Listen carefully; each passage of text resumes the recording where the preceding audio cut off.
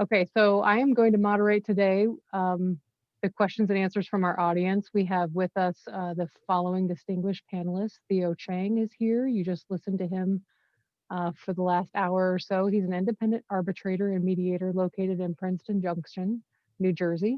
We also have Joshua Flax. He's the Chief Strategy Officer for FMCS, and his office is located in Washington, D.C.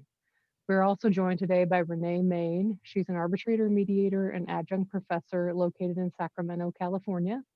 And Jennifer Ortiz Prather is with us. She's a supervisory attorney for EEOC located in Houston, Texas. I'm going to go ahead and share my screen at this time so you can see some of the questions that have been gathered up today from our chat log. If everyone can see that. So first of all, I'm going to go ahead and spotlight our participants who are answering questions today. And that would be Renee and Theo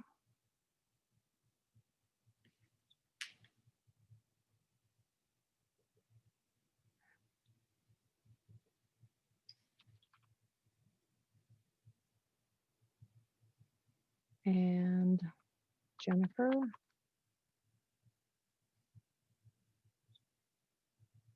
and Joshua. So great, that's done. First question up for Arbitrator Cheng. Could you discuss how mediation works strictly by phone? What are the protocols for that? And do the courts recommend a particular platform, or is it up for you? Is it up to you to decide as the arbitrator or mediator? Sure. Thanks again for having me. There are two ways to do a purely phone mediation. One is if you have access to a platform called Sonexis, Sonexis. Sonexis is a very sophisticated platform that allows you to not only hold a conference call with all the parties and the counsel, but also allows you, using a separate software program on your computer, to put people into breakout rooms on the same phone line. And you as the mediator can go back and forth between the different breakout rooms that you create. But you need to have that set up. I will tell you that I mediate for the Second Circuit Court of Appeals in New York City. They use the Sonexis program for all of their appellate mediations, and I have used it there as well. It works brilliantly. It's very smooth, and it's very, very similar to what you've seen with the Zoom platform, just not in any video format. If you decide to use just regular telephone, it's basically a connect and disconnect process. I'll start with having everybody on the same line, have the joint session where I'll do my welcoming remarks. There may be opening remarks from the parties or the counsel. But then when you need to go into separate caucusing, you'll essentially all disconnect, and I will already in advance have gotten the phone numbers where I can reach either the counsel on either side or some other tie line that I've set up for the parties to dial into.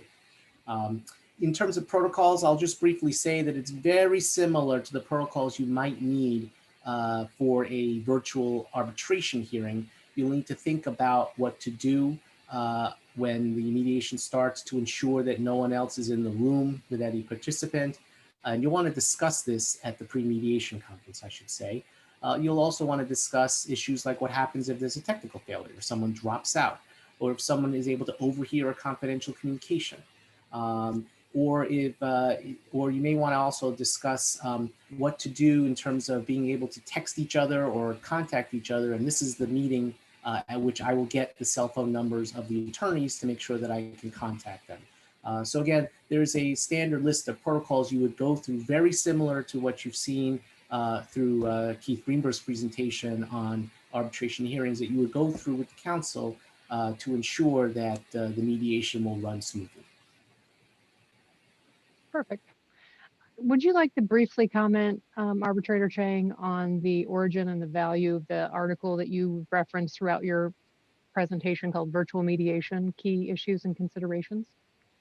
Sure thing, Emily. About a month into the pandemic, I was approached by Practical Law because they were looking for content to support their virtual mediation library. And I agreed to write something for that. And what I did was I ended up collecting resources that were then circulating around in the April-May time period by various providers and other mediators. And also I held my first virtual mediation. So with all of that together, I then put together what I hope is a helpful and useful guide for both mediators and practitioners to consult when they're considering going virtual. The good news, I think, is that this piece is available not only through LERA, but also is available on Practical Law without having to pay for Practical Law, because I think they're making it available due to the pandemic. And it's also available on my website also. And most importantly, I think that what's changed between now and back then is that there's been a more widespread acceptance of virtual mediation. So I'll encounter practitioners now who actually don't bat an eye when I talk to them about going virtually or remotely on a mediation. And I think this guide is something that I actually hand out to participants to make sure that they're thinking about these issues as we both all prepare for and plan for the mediation session itself. Okay, thank you. I think that touches on a few of our questions that are coming up as well. I'm going to open up the questions now for all of our panelists to answer. Could each of you participating today as our panelists briefly explain your own experience with virtual mediations, what aspects have worked for you, what did not, and any key learnings that you have taken away from those experiences? And that would be Renee, Theo, Jennifer, or Josh. All of you can answer. And let's unmute Josh. Sure. Thank you very much, Emily. I'll dive right in. Oh, can you hear me? We can. Oh, great. A little box popped up simultaneously that said I was muted by the host to Theo's comments earlier about technical glitches. Greetings from my home office in Cambridge, Massachusetts. And I actually just want to compliment this group first. My colleague and friend Walter Dar has invited me to a number of your Wednesday sessions here. So I've been here and it's just a great group. You guys really get into it. Everybody's so kind of committed and interested in advancing the knowledge in this crazy environment altogether, which is just so wonderful to see.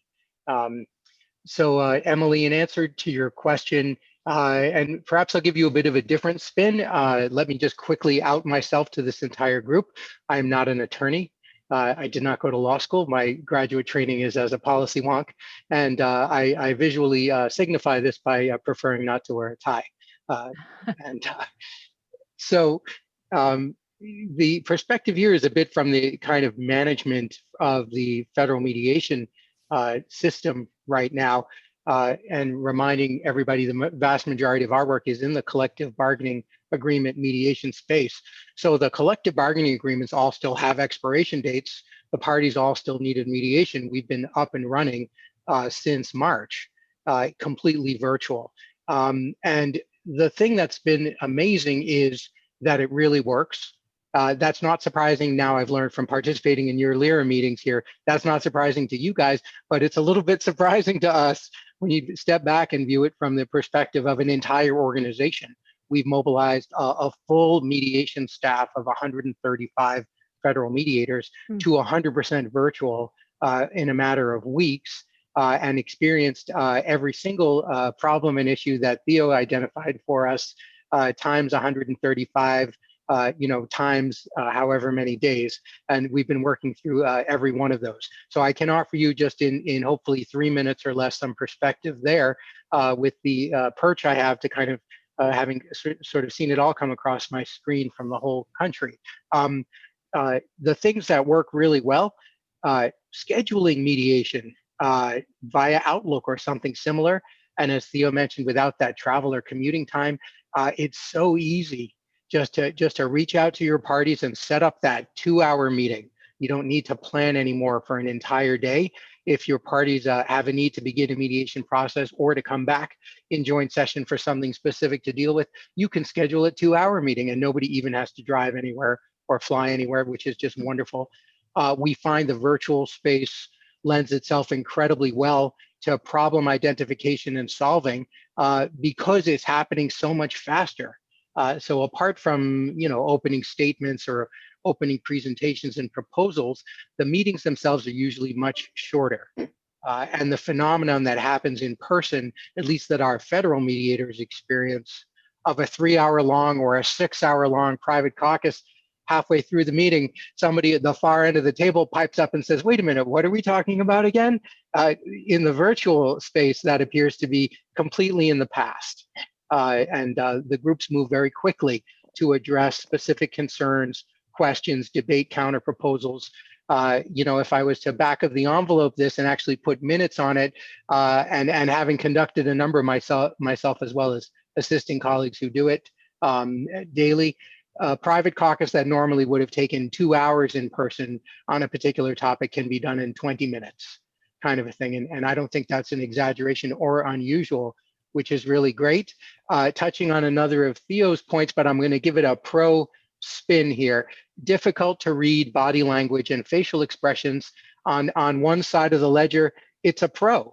The parties and participants have to be very clear and concise in their communication in order to be clearly understood. Highlights the issue over the personality, right? And we talk about separating the people from the problem. Well, there's something about the virtual space we found does that extremely well. But I'll offer you my outs, Emily, on your topic of ins and outs. I'll offer you briefly my outs, and I'll agree with Theo when I get to that piece as well. Big outs, the technical problems. Those of you who are maybe still ramping your practices up, we find for any important meeting, the dry run the day before, everything Theo said, or opening the line 30 minutes early and trying to encourage everyone to jump on early. We find that that's necessary 100% of the time. That's too high for me. That doesn't thrill me when you think about technical glitches that I've got a team of 5 others. There are 6 of us trying to help out 135 folks. We are busy. It's our jobs are at the interest. We're all former field mediators ourselves. So our job's at the intersection of the mediation practice and the technology utilization. So we pretty much see every problem, and there are so many, even veteran users on our staff who've been doing this successfully since March. Many of us have been using this over the years beforehand, as Theo mentioned, a lot of experience with these platforms, still too many problems. Occasionally, we do see some of our parties hiding behind the technical problems as a delay tactic. So that's interesting, and there's not a whole lot you can do about it, we found. And lastly, Emily, and then I'll pass it back to you and or to any of our distinguished panelists. In agreeing with Theo, the difficulty of reading the body language and the facial expressions means that sarcasm is missed completely. Humor frequently falls flat. Nuances of facial expression, voice inflection, non-existent completely. All of the things that make the in-person interaction so rewarding and so frustrating are totally absent. Right, so you're talking about quick group formation, useful internal organizing, positive group bonding. All these things are much harder to achieve. Therefore, the trust bonds are harder to develop in this format, and that can make negotiation and mediation much more frustrating. Thank you again so much to this group for the invitation today. Thank you. Jennifer, Theo, Renee, would you like to comment? Sure, I'll go ahead. I really have enjoyed all of these programs, but it's near and dear to my heart to see the mediation one pop up. So thank you, Theo, and everybody at Houston LERA who really helped to put this together. It's been a challenge. I'll echo many of the things that Josh said. There has been an incredible growth factor for our agency at EEOC. Now, I used to work at FMCS, so I do know a little bit about how that model is run. And while they may have 135 approximately mediators, we only have 80. And that's out of 1,800 employees. Mediation is considered a very small program for us, but I run the district office for Houston. And I wanted to go back and look at some of our numbers just this year compared to last year. And it looks like we had about 400 settlements last year. We had about just 425, a little bit more this year. It was phenomenal to see during this time period that we have actually, when you just look from March through the end of this year, this fiscal year, we probably lost about 50 mediations opportunities just because of that transition. On top of that, we were dealing with a transition from Skype to Teams, and then also just recently in July to Zoom for government. So this is a very chaotic time, if you will, and I just give my hats to all of the mediators at EEOC who have really embraced the technology and all of the changes. You know, I think we all support change. We all thought virtual mediation was a good thing in theory until we had to start really using it. And that's where it's really forced us all to grow. And I think that's a great thing. I'll be very curious to see how, you know, what we do with this, how our model continues to grow, and what changes we'll see in the workplace because of this, not just because of the pandemic, but because some of us are getting very used to virtual mediations and we're liking it. And the parties are too. And so it's very interesting. I just had a meeting with some of my staff, and I also have like 14 contract mediators and a team of pro bonos. So it's interesting to get all of the different feedbacks from everyone about you know, how they have learned and how they have grown. And I just think that's, you know, we're at a great place. In Houston, we're looking at a new innovation hub that's coming. And there was just an article in the Houston Chronicle about how we might all be hollow porting to work. And I think that's a really interesting concept to think about for the future of mediation. And it's exciting. Thank you, Jennifer. And lastly, we'll hand this off to Renee, and I'm sure Theo expounded quite a bit on this topic. So go ahead, Renee. I have found, I've had the same experiences that the other panelists have described, which is people are more likely to reach agreement faster than in person. The other is that there is more willingness now, and as we go on longer and longer in the pandemic, to use the virtual platforms, and that in fact we have to build in many breaks because people do get tired from staring at a screen. And the other is that we have to build in the time for glitches because they're going to happen.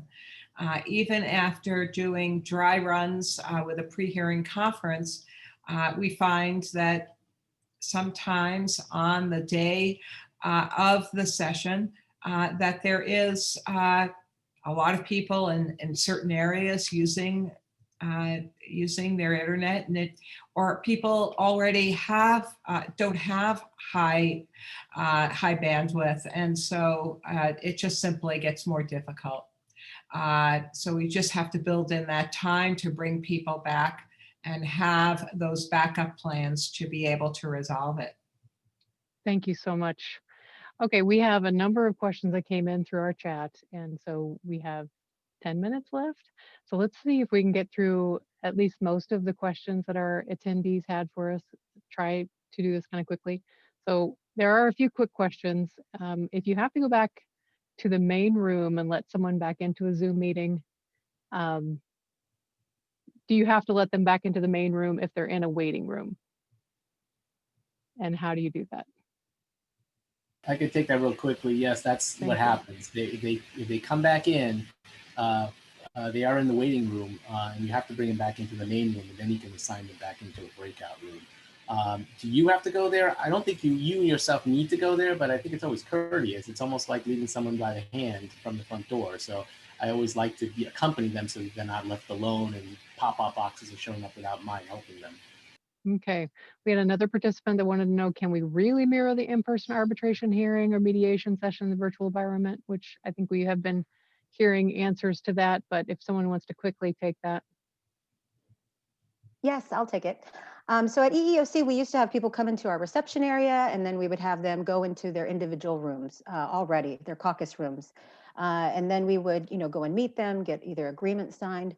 And so now with the virtual platform, we do the same thing. In fact, we will put them into the rooms beforehand so that they can see each other, they can become familiar, the attorneys can talk to their clients.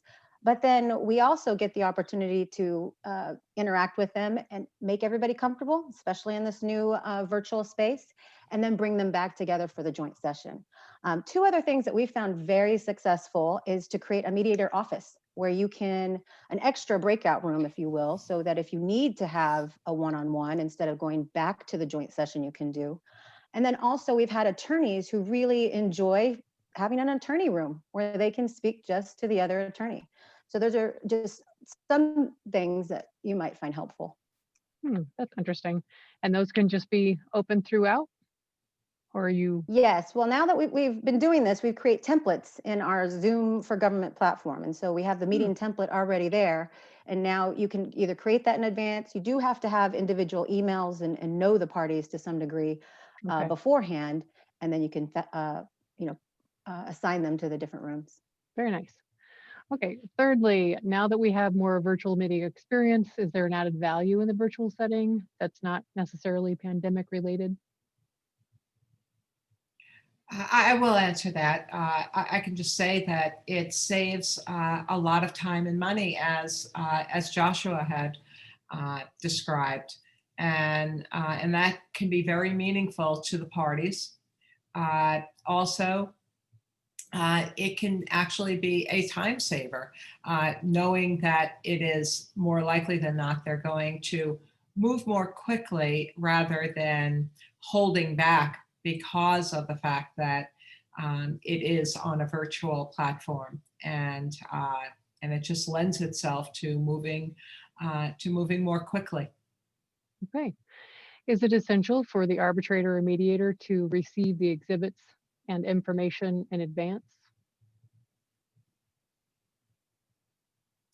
Well, I can answer that one. I have found it's not. I'm often getting information at the last minute or exhibits, and if the platform doesn't allow for uploading of documents, then the parties can email it to me. Thank you so much. For mediations without counsel present, would the arbitrator or mediator give his number to the parties? And I'm not sure I understand this question. Maybe you do. This is Theo. I assume they're talking about a pro se party, and I think that's an issue of your personal style and comfort. My personal style is I do give out my phone to anybody who needs it, so that they can reach me, because especially as a mediator, I'm allowed to have ex parte conversations. But I make it very clear when I'm an arbitrator, of course, that you can't do that, and you need to have everybody on the line with you. Thank you. So do you have any experience with heated conversations over video teleconference, especially in lag with dialogue or having an issue with something being missed? Anyone?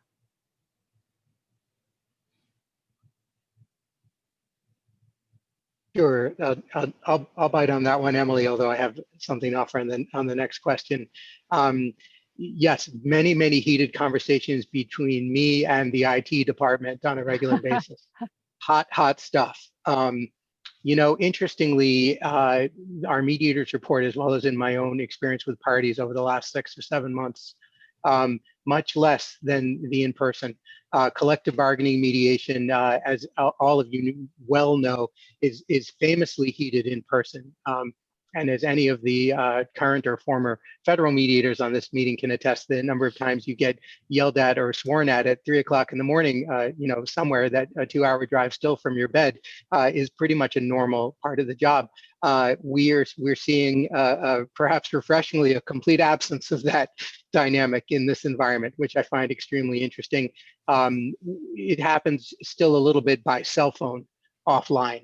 But in the actual virtual meetings, both joint session and private caucuses, very little of more of the usual. I would think that people would tend to be on their best behavior when they're being recorded. I don't know if you record them or not.